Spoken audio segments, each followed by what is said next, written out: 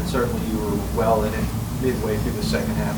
What was difficult about sustaining any kind of offense for the most part tonight? Wait, can you repeat that question? My bad. You had a nice spurt there to start the second half, but other than that, it just seemed like the offense was tough going for you guys today. Why do you think that was?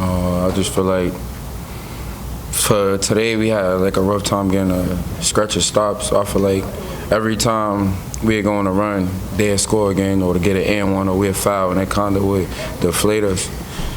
And I just feel like we just got to keep picking each other up through it all and just knowing that it's not going to be perfect, but we still got to go to win. Unfortunately, we didn't win today.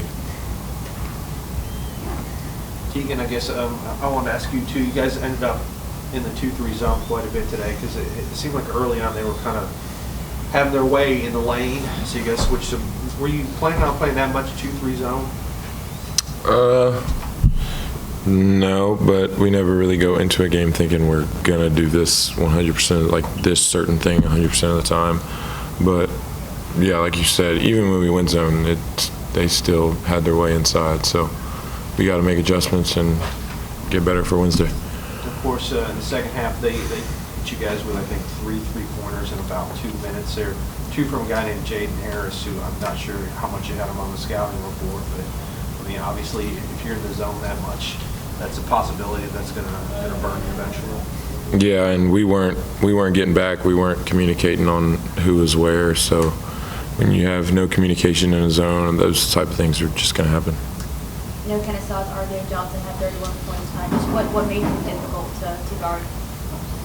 I mean, he's big, strong, he's physical, and he definitely knows how to use his body to get to where he wants to go on the court. And we just weren't being physical enough. We weren't helping off enough. We weren't holding the line of scrimmage, as we say, and he was just getting to whatever he wanted.